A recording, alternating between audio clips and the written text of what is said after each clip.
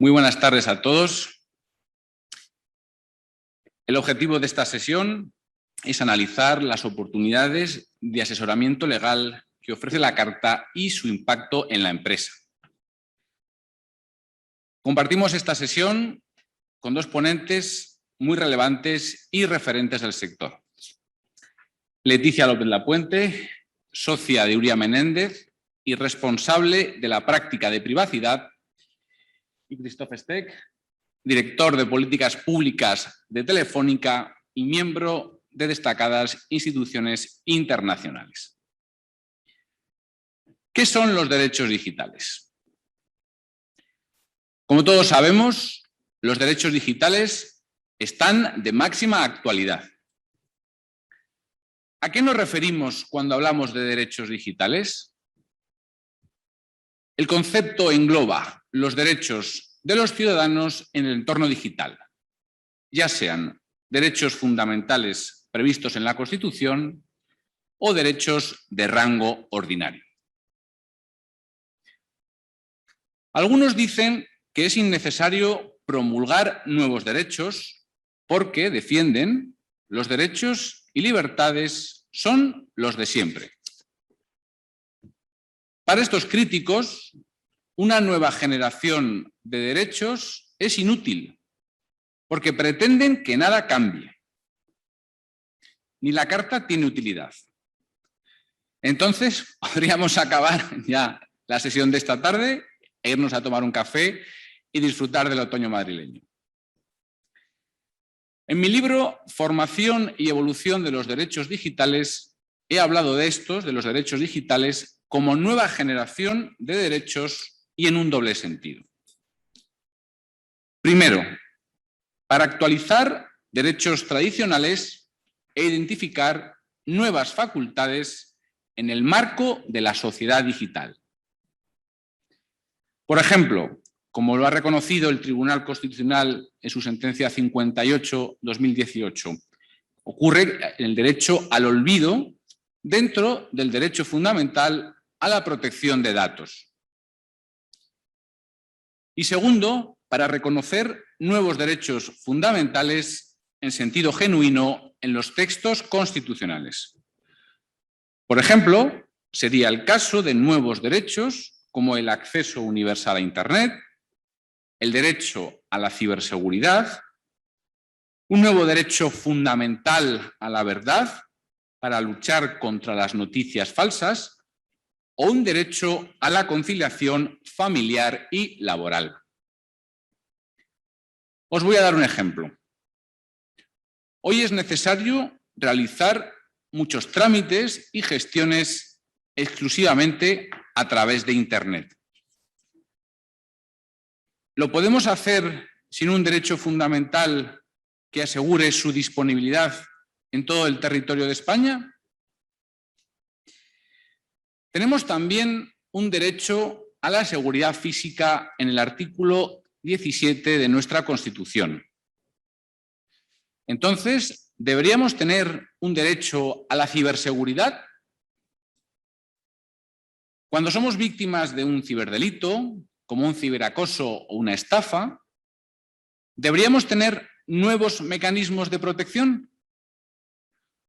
¿O deberíamos conformarnos con los lentos procesos judiciales de la era analógica? Recuerden ustedes que la Ley de Enjuiciamiento Criminal de 1882 está pensada para una delincuencia física marginal y que gira en torno a la autopsia del cadáver.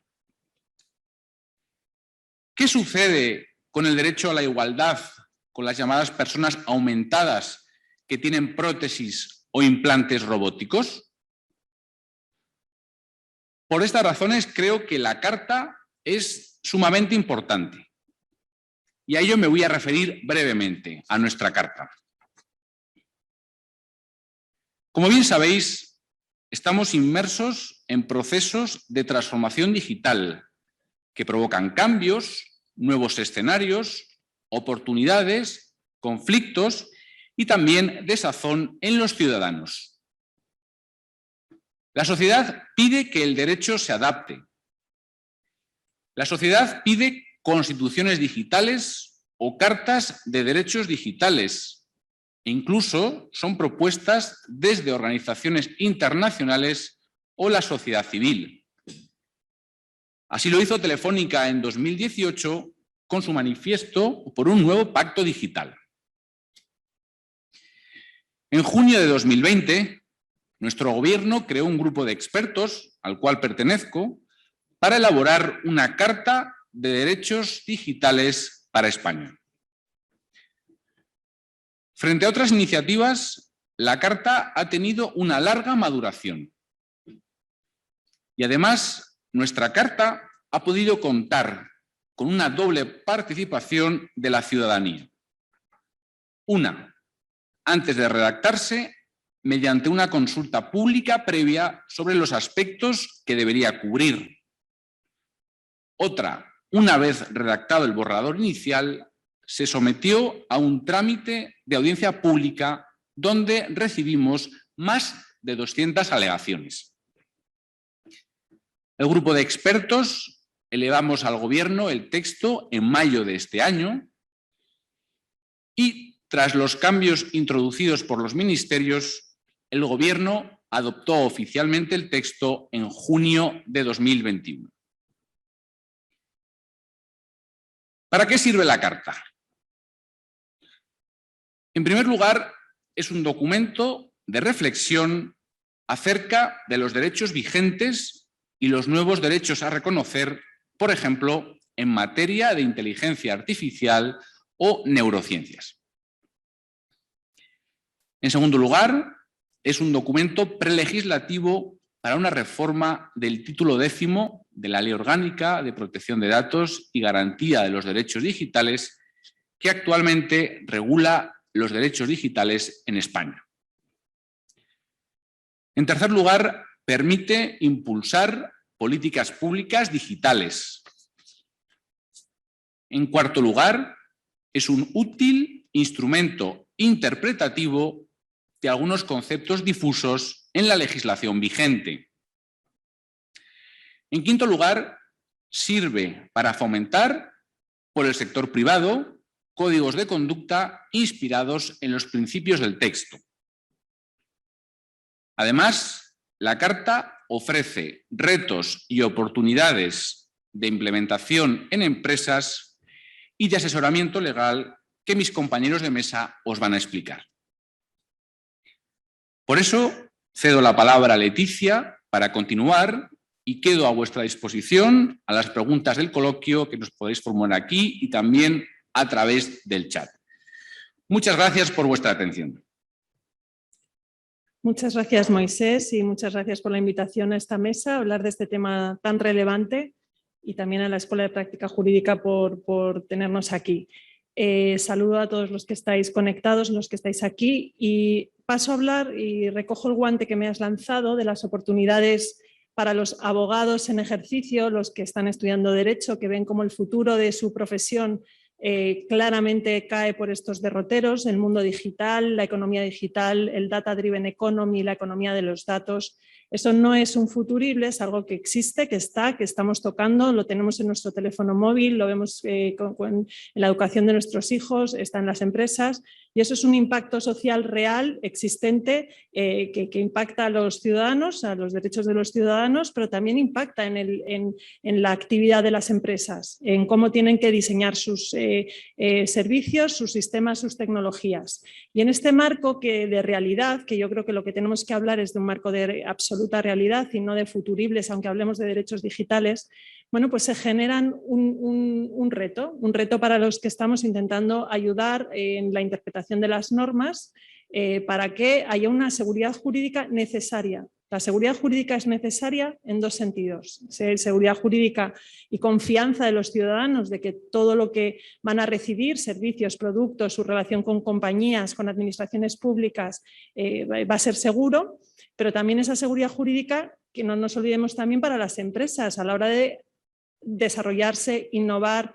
Le vamos a hacer un flaco favor a la innovación si no somos capaces como sociedad de marcar unas líneas de juego que permitan ese crecimiento, ese desarrollo y esa innovación. Y la Carta viene a ayudarnos o a aportar un valor añadido a este marco que tenemos que interpretar muchas cosas. Los que nos dedicamos al derecho tecnológico siempre estamos resolviendo retos y regañamos a los tecnólogos porque van muy deprisa, van sacando nuevos productos, nuevas funcionalidades y nos vemos muchas veces con problemas jurídicos de responsabilidad que no, a lo mejor no se habían planteado antes en esos términos.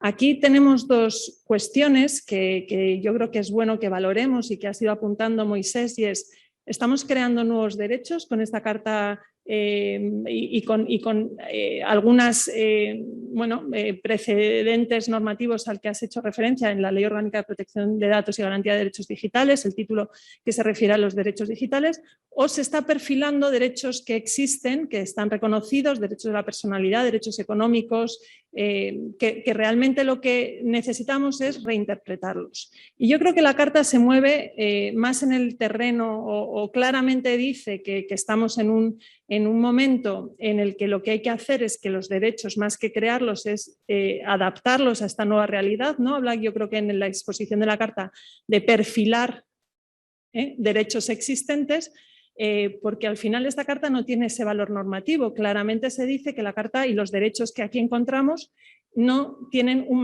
valor normativo claro, directo. No estamos ante una ley, estamos ante una Carta de Derechos Digitales. ¿Y qué hacemos los abogados con un texto que lo que enumera son derechos de enorme valor para la actividad de las empresas, de las administraciones, para la protección de los ciudadanos, que tiene esa doble vertiente de está perfilando derechos existentes, estamos empujando a la constitución de nuevos derechos, la creación de nuevos derechos? Es un reto interpretativo. Cuando nos encontramos con una carta con derechos tan variados como la que tenemos, pues los abogados empezamos a recibir preguntas sobre, lo primero es, ¿tengo que aplicar todos estos derechos de manera directa? Porque en la Carta hay probablemente dos tipos de derechos, algunos más programáticos, o sea, lo que enuncian son una serie de principios pues que deben inspirar las normas, deben cumplirse, son más generales, y otros derechos con contenido bastante concreto, ¿no? Y entonces, en general, en el asesoramiento jurídico, lo primero que les preocupa cuando nos vienen a pedir asesoramiento es esos derechos con ese contenido un poquito más concreto. ¿Qué hago? ¿Los aplico ya? ¿Me voy al título 10 de derechos digitales? Bueno, pues estamos en esta situación. Lo ha ido apuntando Moisés, estos derechos van a empujar estas nuevas normas, las modificaciones legislativas, las que nos tienen que venir, y no necesariamente solo las del ámbito digital, sino que normas de otros sectores que introduzcan cuestiones de inteligencia artificial, neurociencia, telemedicina, van a tener que venir inspirados por estos derechos enunciados en la Carta. Y, bueno, de alguna manera también tenemos que entender que son también una fuente de interpretación por parte de las autoridades. Cuando estemos ante un derecho más tradicional o más clásico y haya que interpretarlo en un entorno digital, pues probablemente esta Carta sirva a la autoridad para tomar una decisión de interpretación de ese derecho más tradicional a la intimidad o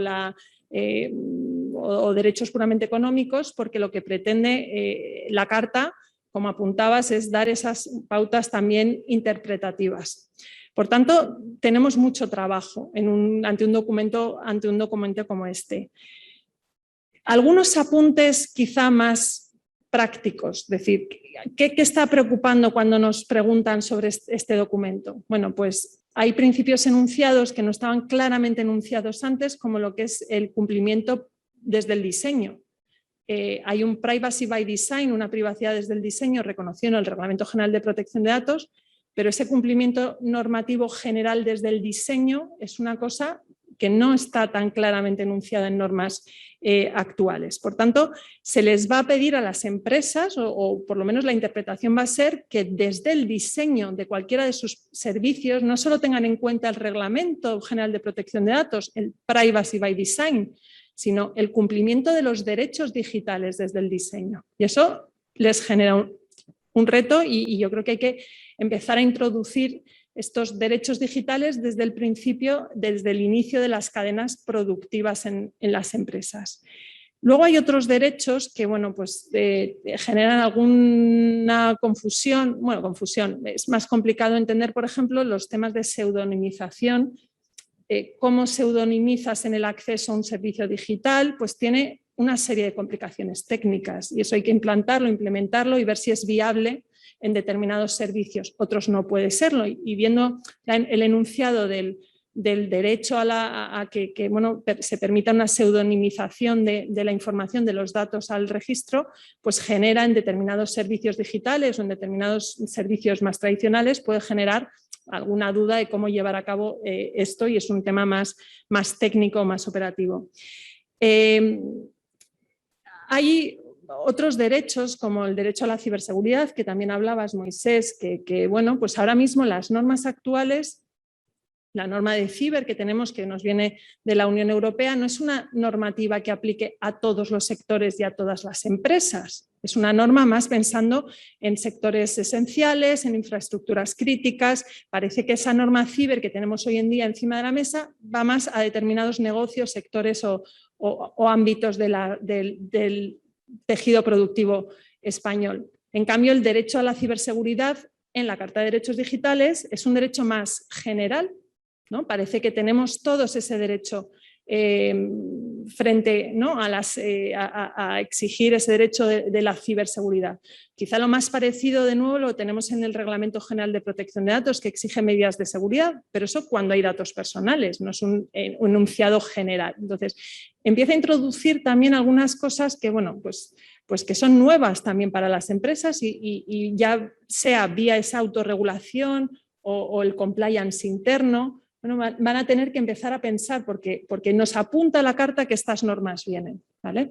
Y eso es bueno saberlo y empezar a pensarlo, porque esto no es algo que una empresa pueda cumplir de un día para otro. Puede llevar un tiempo, puede llevar un esfuerzo.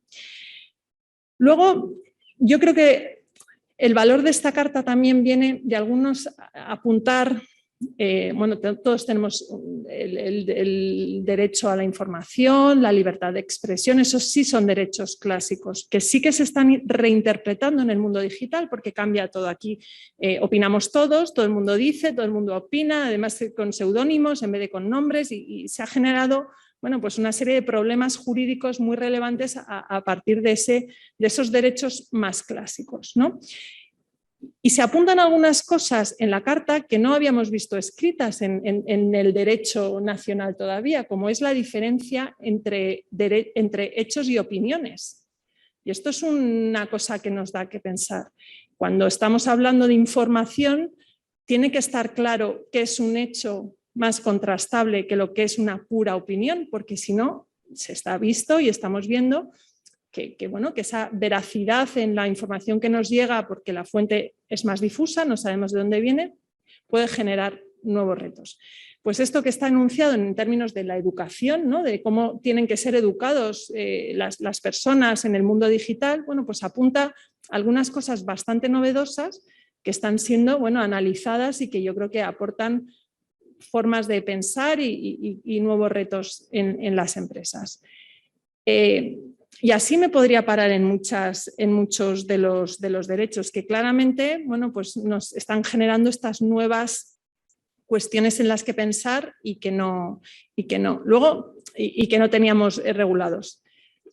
Luego hay otros derechos que, por ejemplo, me llama la atención y creo que es un muy buen punto. Cuando habla de las administraciones públicas y la capacidad que tenemos los ciudadanos de relacionarnos con las administraciones públicas, a pesar de ser una Carta de Derechos Digitales, reconoce el derecho a no ser digital, que lo cual yo creo que también aporta un valor. Tiene que haber personas que no quieran estar en ese entorno y yo creo que es meritorio reconocer eso en un ámbito donde parece que todo empuja a que sea digital. Por tanto, bueno, creo que tiene un equilibrio en ese aspecto. Y apuntabas también, Moisés, de una posible reforma del título 10 de la Ley Orgánica y de los derechos digitales que ya están reconocidos por ley. Cuando nosotros como juristas, como abogados, estamos intentando aplicar esos derechos que sí tienen carácter normativo, pero están en una ley orgánica, y vemos derechos como el derecho a la herencia digital, ¿no? al testamento y herencia digital, pues viendo el texto en la norma nos surgían muchas dudas de aplicación, porque no es lo mismo tomar una serie de decisiones sobre un perfil en un servicio digital que hablar de activos digitales con un valor económico, ¿no? Y tener esa... ¿qué apunta la Carta? Bueno, pues se ve que es una reflexión sobre esos derechos que se enunciaron en la ley orgánica y ya va apuntando algunas cosas que desde el estudio que habíamos hecho en casos más prácticos apuntábamos o veíamos que tenían que estar más desarrollados, ¿no? Como distinguir más claramente el activo con valor económico y cómo el derecho al testamento y a la herencia digital, eso encaja más en un derecho civil, pues al final un activo con valor económico forma parte de una masa, ¿no? de la herencia y frente a la gestión de un perfil digital o de otros activos digitales, ¿no? Por tanto, si nos da trabajo, si la pregunta era, Moisés, y yo estoy aquí, ¿nos da trabajo esta carta? Nos da trabajo. ¿Nos genera retos jurídicos? Sí, pero bueno, los que nos dedicamos al derecho digital estamos con retos jurídicos todo el rato. Porque además esta carta se enmarca en un momento, en un boom normativo digital. Todo lo que nos estamos viendo que viene de Europa y lo que ha venido y lo que está por venir, la Digital Services Act, la ley de gobernanza del dato, la revisión de los marcos de ciberseguridad, de la identidad digital europea. Estamos en un momento de pura explosión normativa, nos van a cambiar las reglas y esto nos tiene que ayudar a interpretarlo, pero también es verdad que, bueno, es una Carta de Derechos nacional que vamos a tener, y ahí sí que me gustaría la opinión un poco de todos, ¿no? La vamos a tener que incardinar con normas europeas que están por llegar y por venir. Y cómo vamos a ser capaces de unir esas dos sensibilidades, la nacional que tenemos ya redactada en una Carta de Derechos Digitales, frente a muchas de estas cuestiones que siguen siendo analizadas y que están por llegar muchas veces en normativa europea, y cómo vamos a coordinar esas dos sensibilidades. Y yo creo que con esto, los 10 minutos de conversación he terminado y luego si queréis seguimos hablando de estos temas. Perfecto, muchísimas gracias Leticia. Christoph, cuando quieras tienes la palabra. Bueno, muchas gracias Moisés, Leticia y especialmente a la Escuela de Práctica Jurídica para la invitación, ¿no? Yo creo que, bueno, muchas cosas ya hemos dicho aquí, entonces voy a intentar hacer como 4 o 5 puntos más pinceladas en línea con qué nos parece esta Carta de Derechos Digitales. Y quiero comenzar con una reflexión por qué nos parece todo esto una buena iniciativa, ¿no? Porque normalmente el sector privado, las empresas, cuando hablamos de regulación, cuando hablamos de normas, de regular cualquier entorno, normalmente no estamos de acuerdo con esto, ¿no? Normalmente no nos gusta más la libertad y la competencia. En este caso, tengo que decir que Telefónica ya desde, muchos años, y Moisés conoce un poquito la historia, hemos pedido básicamente una Carta de Derechos Digitales, ¿no? Hemos pedido que se haga una iniciativa de este estilo. Entonces estamos muy contentos que esto, especialmente aquí en España, ha llevado a cabo al final a una carta que es bastante impresionante y bastante novedosa también si miramos el contexto internacional. Es verdad que y eso es una crítica de alguna gente, que es solamente una guía, ¿no? Es solamente un marco de referencia, no tiene un carácter normativo, eso es verdad. Pero yo creo que eso no es una debilidad, es una fortaleza, y voy a explicar por qué. Nosotros pensamos que lo que está pasando en el mundo es, primero, cada vez más rápido y segundo, cada vez más profundo e impactante al entorno social, al entorno de empresas, de personas. El impacto de la digitalización es muy relevante y normalmente la regulación, las reglas y los cambios de ellas van muy lentos. Eso es especialmente verdad en Europa, que tenemos un sistema que funciona bien, pero no va muy rápido porque tenemos un nivel europeo, después niveles nacionales, después incluso en España y en otros países niveles más federales o más regionales. Entonces, no es fácil adaptarse rápido a este cambio que va con una velocidad muy rápida. Y creo que un buen ejemplo es la primera frase de toda esta carta que dice claramente que los derechos humanos se aplican en el mundo online igual que en el mundo real o offline, si queremos llamarlo así. Esto es eso es una afirmación que en sí mismo parece casi obvio, ¿no? Desde el punto de vista del día de hoy. Pero cuando yo comencé a trabajar en temas de la gobernanza de Internet, en temas de derechos digitales, hace más o menos 10 años, esto era una revolución. Decir que se aplica en el Internet las mismas reglas que en el mundo real era una revolución. La mayoría de la gente pensaba en ese momento que el mundo de Internet, que el mundo digital, es algo distinto, algo en que no se aplican las reglas normales. La famosa declaración de Barlow, de Davos, que básicamente el cyberspace, como lo llamó, es un mundo en que no se aplican las normas de los estados, que es un mundo separado de todo lo que existe en el mundo real.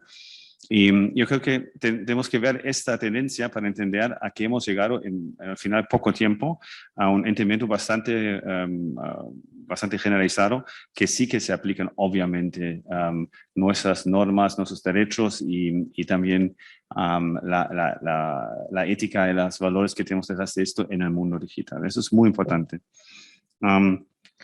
Hay otro punto que me gustaría destacar. Es una Carta de Derechos Digitales que en muchos aspectos está regulando el sector privado.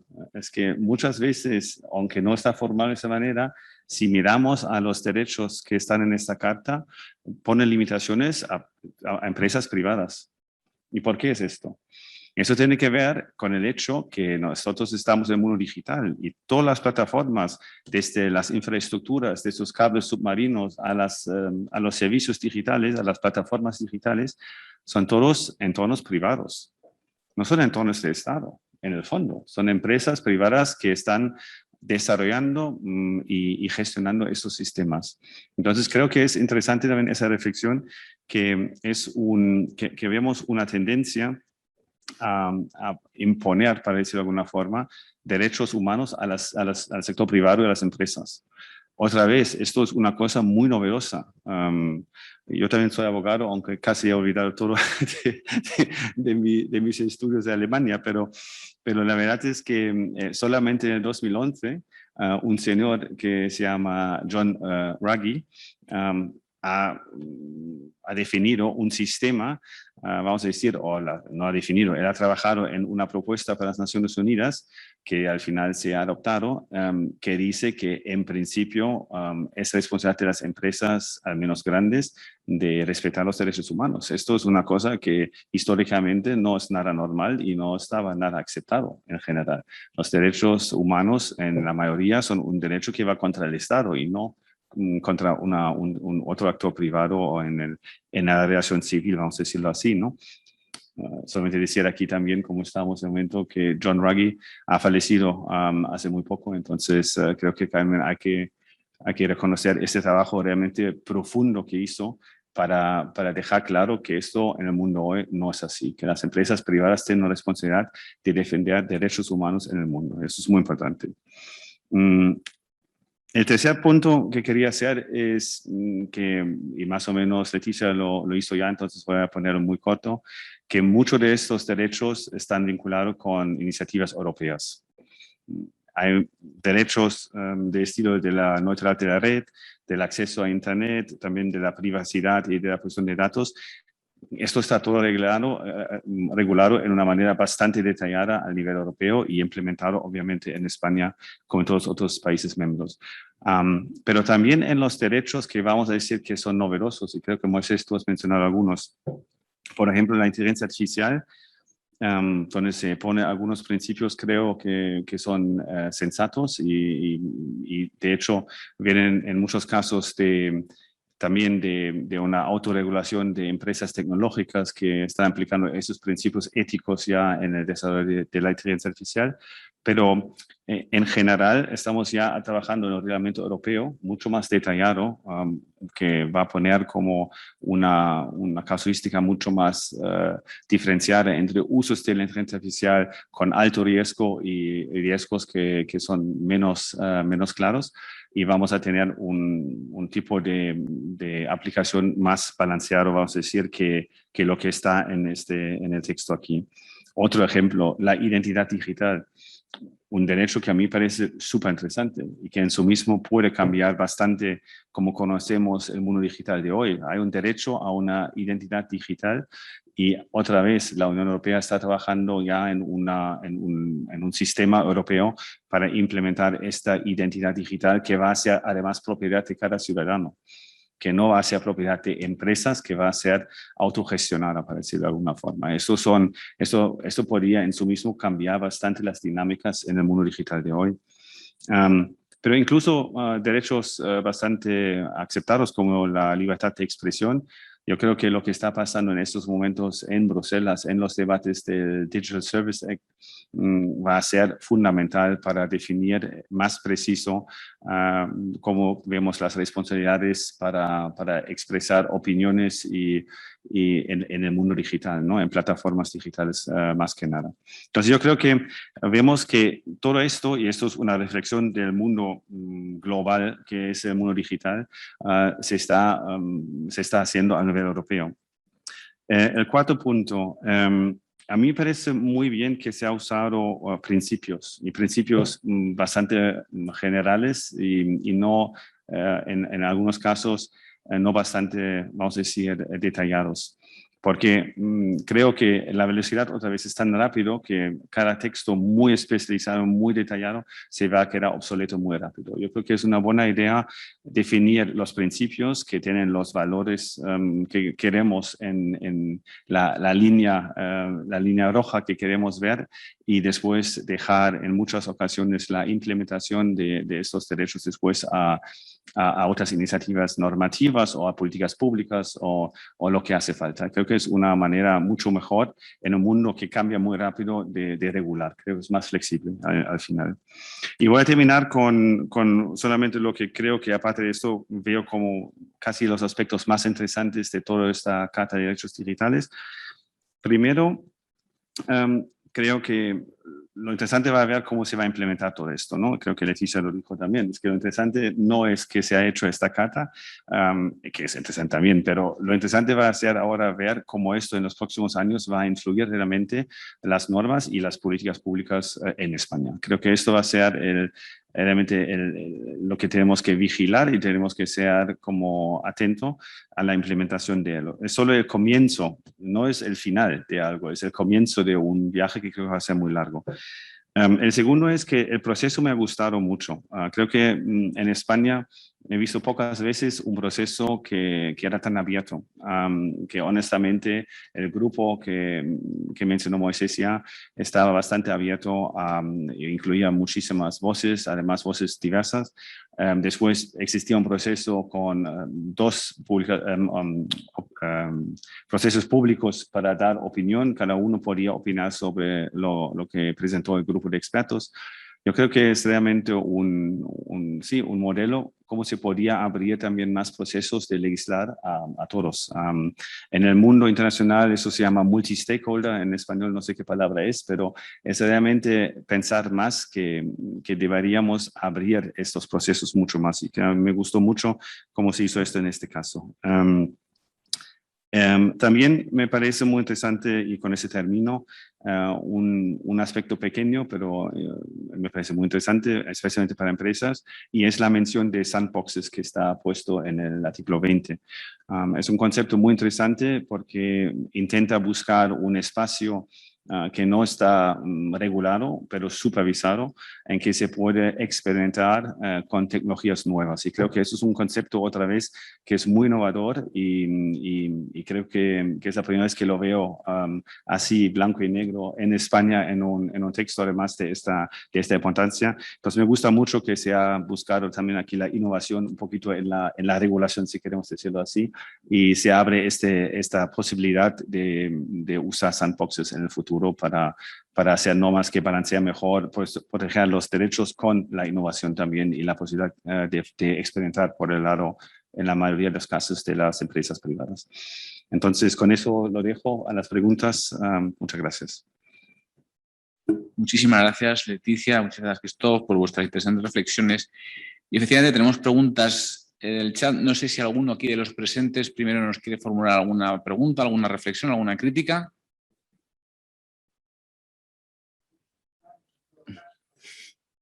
Muchas gracias. Bueno, aquí desde el chat nos preguntan... Un momentito.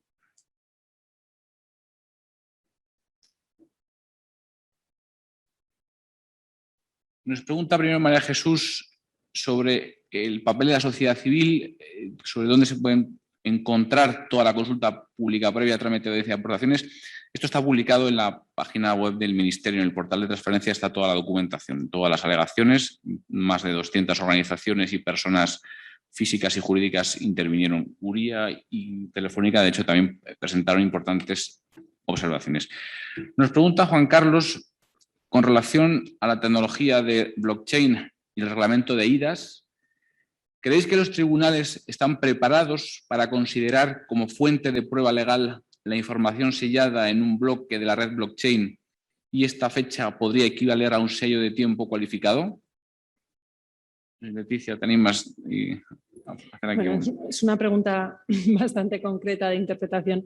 Aquí, en general, en todo lo que tiene que ver con sellos de tiempo, servicios de confianza, al final lo que estamos viendo ante jueces y tribunales es que estás presentando periciales y tienes que convencer de la bonanza del sistema, de la fiabilidad y muchas veces depende casi del perito el ser capaz de explicar a una persona que no tiene por qué tener conocimientos técnicos por qué algo no ha sido mutado y no ha cambiado. Y eso yo creo que cada vez hay más cultura en esta materia, también en la sociedad y cuanto más trabajemos en sellos y en identidades digitales y como las iniciativas a las que hacía referencia antes, que también mencionaba Christoph, de la identidad digital europea y servicios con mayor reconocimiento y que generen más confianza, mejor estaremos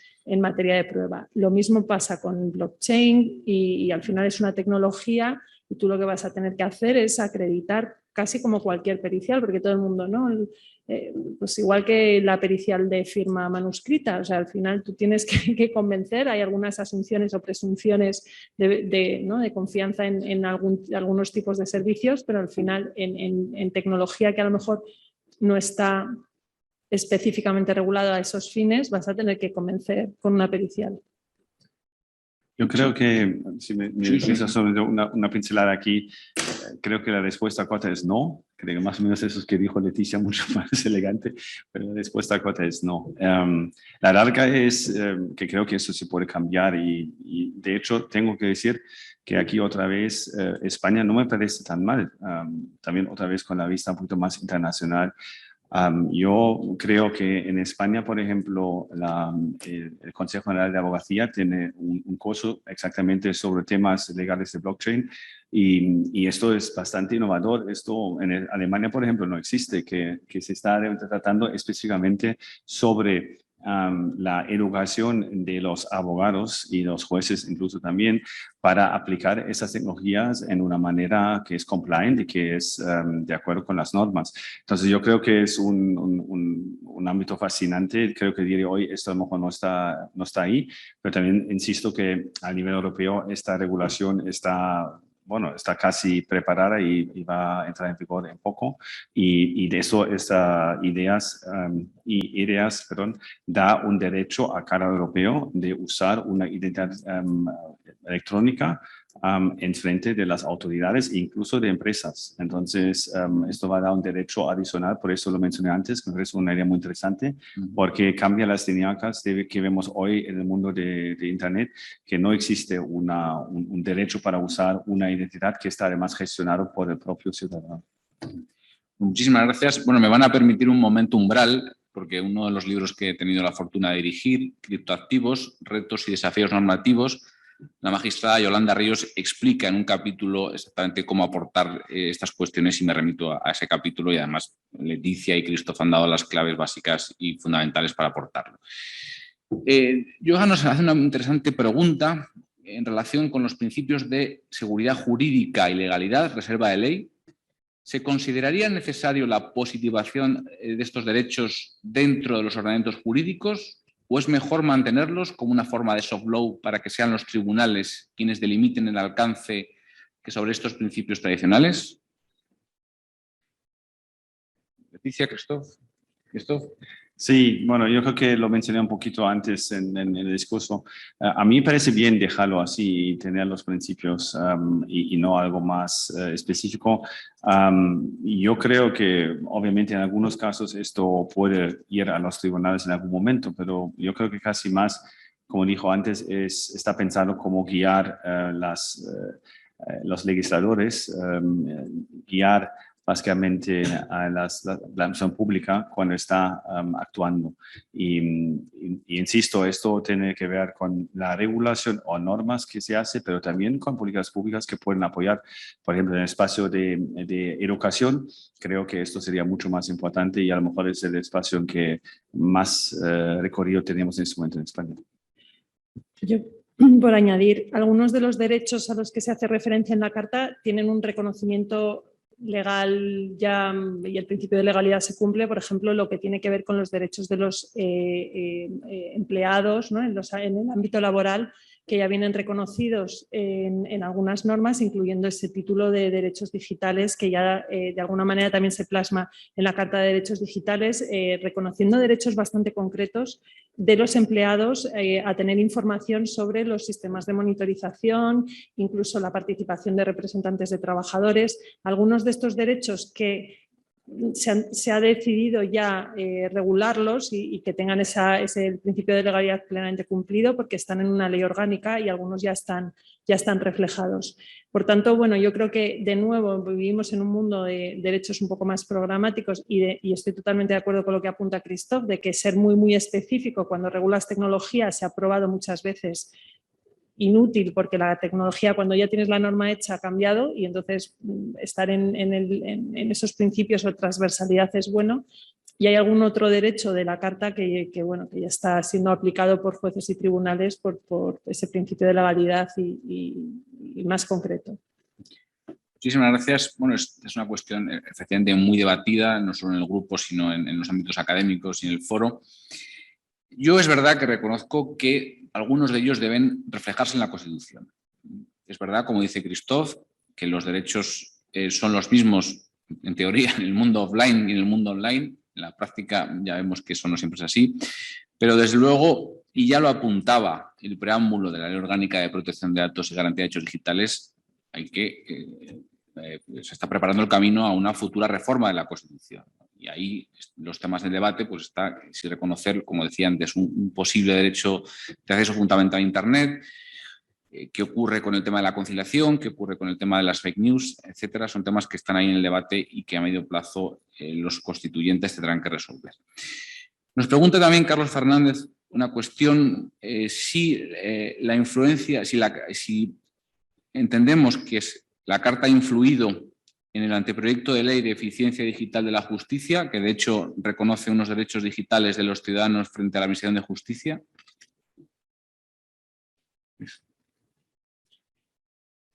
Yo creo que el desarrollo de la administración digital y la capacidad de los ciudadanos de relacionarse por medios digitales con las distintas administraciones públicas y en los distintos foros, era ya una necesidad, un clamor popular de que existiera y después de lo que hemos vivido con el COVID, que yo creo que es la primera mesa que ha tardado más de media hora en hablar de COVID, pero al final ha salido. Bueno, pues se ha hecho todavía más acuciante. Entonces, bueno, pues todo lo que tiene que ver con administración electrónica y con la capacidad de... Lo que pasa es que en la práctica, yo siempre aterrizo la práctica. El distinto nivel de desarrollo tecnológico de las distintas administraciones dificulta esto un poco, ¿no? Porque hay administraciones con las que te puedes comunicar de una manera completamente interactuar de forma plenamente digital y otras todavía no tienen los medios y recibes escritos ¿no? de un juez de un tribunal en ocasiones a través de la dirección electrónica está habilitada y a veces no y claro, generas cierta a veces inseguridad jurídica, por tanto todo lo que ¿no? Se avance en ese sentido yo creo que es muy positivo. Sin duda, así es. De hecho, esa es una de las finalidades de la Carta, servir de faro inspirador de nuevas reformas normativas, ¿no? Y también el anteproyecto sigue muy de cerca lo que establece ya la Ley 39/2015, ¿no? El derecho administrativo muchas veces es fuente de innovaciones en derecho procesal. Por ejemplo, todo lo que la ley, lo contencioso administrativo, la ley 29/98, reguladora de la justicia y contencioso administrativa, introdujo en el ámbito de la tramitación de recursos, el llamado recurso test, por ejemplo, eso ahora, el anteproyecto de ley de medidas de eficiencia procesal, también incorpora el derecho civil, ¿no? Por tanto, el derecho público aquí es muy relevante. Tenemos aquí otra pregunta de Cristina que nos dice que si por lo general siempre andamos a la espalda o regazo de Europa en materia normativa, ¿cómo creéis desde vuestra experiencia que se integrará la Carta Nacional con las normas europeas futuras? ¿Llega en un momento necesario y adecuado o es precipitado por las inseguridades que pueda generar por disparidades? Christoph, ¿quieres comentar? Bueno, es una buena pregunta, pero yo creo que sí, que en algunos aspectos creo que puede ser que esta Carta de Derechos Digitales en España se va a quedar superada, para decirlo de alguna forma, por legislación europea. Y yo creo que obviamente una regulación europea va a ser como superior a esta Carta de Derechos Digitales, que además no tiene carácter normativo. Entonces, a lo mejor hace falta un proceso en algún momento de actualizarlo, eso creo que puede pasar. Pero bueno, no lo sé. Yo solamente sé que muchos de esos aspectos se están trabajando en paralelo en Bruselas y vamos a ver reglamentos bastante más específicos en algunos casos que vienen de la Unión Europea. Sí, no, yo quería apuntar solo que aparte de Europa, que claramente ese efecto Bruselas normativo en materia digital se ve, hay otras regiones y hay algún país con procesos de revisión constitucional y constituyente abiertos que están ya planteándose temas de neuroderechos, como puede ser Chile y algunos otros. O sea que yo creo que la reflexión no es solo europea, aunque es verdad que vamos avanzados en esta materia, pero que son cuestiones que en la medida que impactan a sociedad y empresas, pues yo creo que están siendo también reflexionados y que no podemos dejar de mirar también lo que están opinando otras regiones y otros países, porque estas reflexiones son todas útiles, porque son normas nuevas y tenemos que estar cuanto más coordinados mejor, yo creo, a nivel internacional, no solo con ese marco europeo que tenemos y que ya cubre una parte importante de países, pero no podemos olvidar otras regiones. Muchas gracias. Precisamente lo que comentas, Leticia, nos comenta Jesús desde Perú. Teniendo en cuenta la misión de las normas, dice la Carta de Derechos Digitales surge como una gran base o directriz ante las vulneraciones que pueden existir en el mundo digital. Por ello, ¿qué sucede, por ejemplo, en las realidades jurídicas donde no están muy desarrolladas estas vertientes, como por ejemplo en la América Latina? No sé si, Christoph, ¿quieres comentar alguna experiencia en cuanto a las brechas, o Leticia?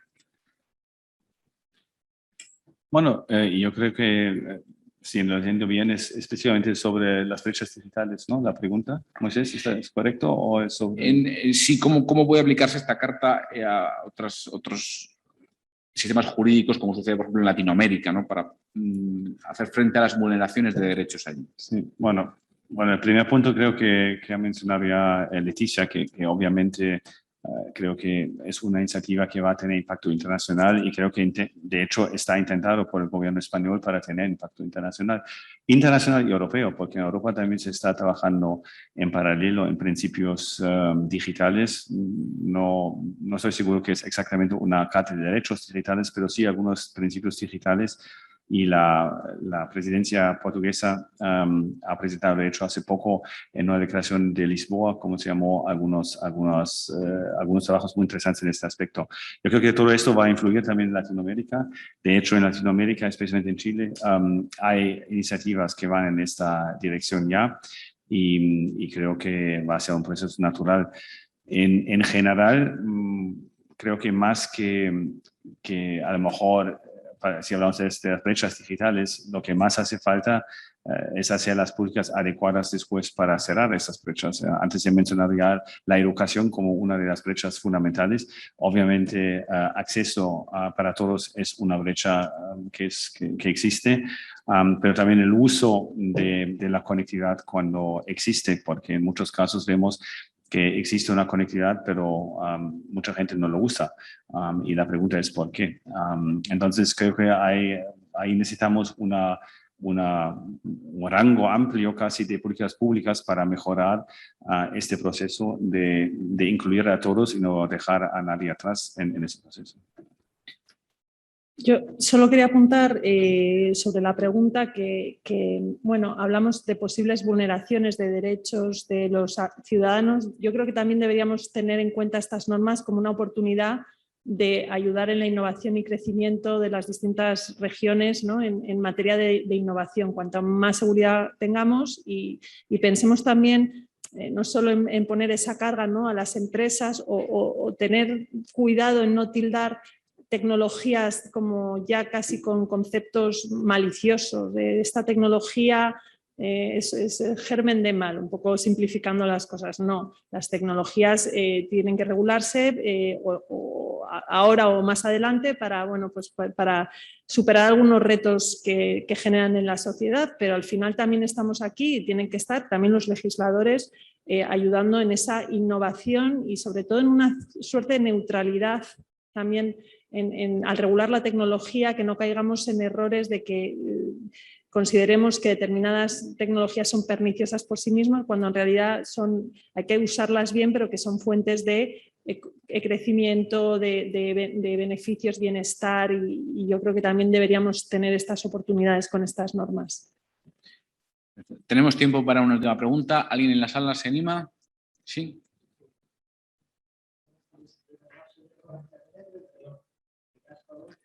Un momentito, porque le van a dejar un micrófono para que los que nos siguen online le puedan escuchar. Muchas gracias.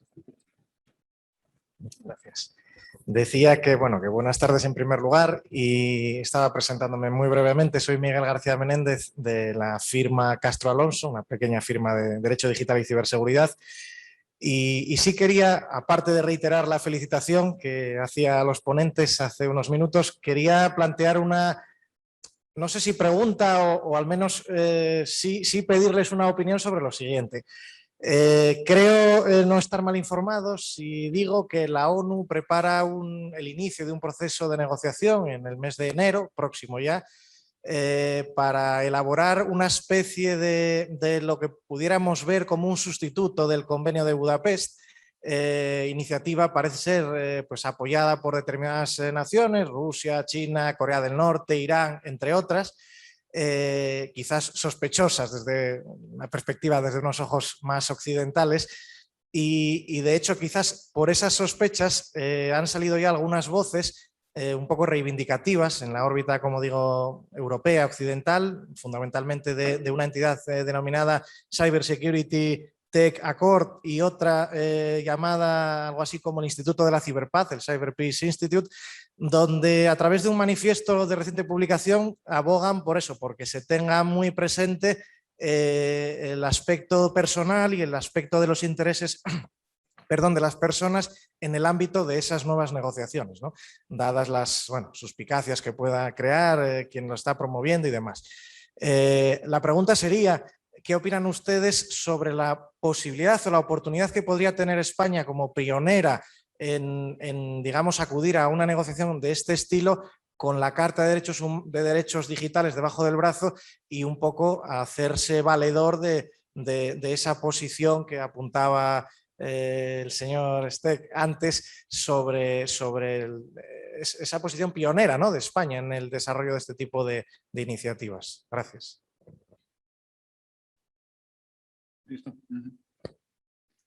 Sí, bueno, muy buena pregunta. Yo creo que aparte de la Carta de Derechos Digitales, España debería jugar un papel en estos temas. Yo creo que España tiene un peso que es suficiente para influir. Muchas veces, desgraciadamente, eso no pasa, por razones varias, creo. Pero creo que justo en el aspecto de ciberseguridad, España tiene una posición bastante fuerte desde el punto de vista de la acción pública, que está bien preparada en este ámbito, y también de las empresas privadas. Telefónica está en el Tech Accord y yo sé que pasa lo que está pasando ahí. También apoyamos indirectamente el Cyber Peace Institute. Yo creo que son iniciativas muy interesantes porque otra vez tienen ese aspecto de multi-stakeholder, que es una palabra que al final significa nada más que incluimos el sector privado, los gobiernos y la sociedad civil para trabajar juntos en los temas que nos parecen que deberíamos defender a todos, ¿no? Y creo que la ciberseguridad es un tema que nos importa mucho en las empresas, también importa mucho a las administraciones públicas y a los ciudadanos también. Entonces creo que tenemos un interés común que Internet sea un espacio más seguro y tenemos que trabajar por ello. Ahí seguramente se puede mejorar. En la cooperación pública-privada creo que hay posibilidad de mejorar y el aspecto internacional, claro, es lo más complicado de todo porque ahí entramos en la geopolítica y en la política internacional donde, con todo respeto, hay muchos temas que no arreglamos en una forma muy adecuada. Si pensamos del cambio climático y muchos otros temas en que no acordamos nada muy significativo porque hay confrontaciones muy serias. Entonces, yo duro que en la ciberseguridad vamos a tener un acuerdo global. Desgraciadamente sería lo óptimo y sería lo que a mí me gustaría, pero creo que es un poquito naivo pensar que esto va a pasar.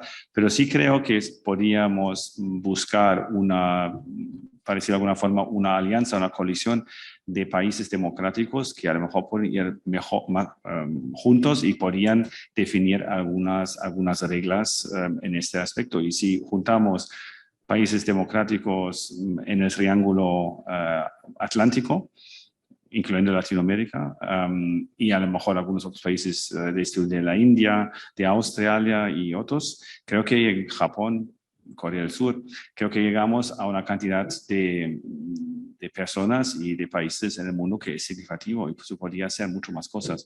Y yo espero que Europa va a ser un catalizador y España dentro de Europa debería ser un catalizador para hacer ese proceso.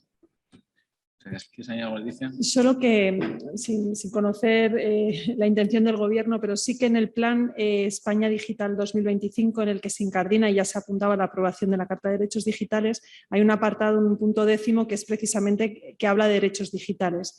Y aparte de la aprobación de la Carta y otras medidas, sí que se habla expresamente de la intención de participar en esos debates internacionales, de hecho, iniciativas europeas y debates internacionales con referencia expresa en materia digital a las iniciativas de la ONU. Por tanto, yo creo que sí que por lo menos lo que apunta el plan España Digital 2025 va por la línea de que España pues aporte en el plano internacional. Seguramente Moisés tiene más información sobre ello.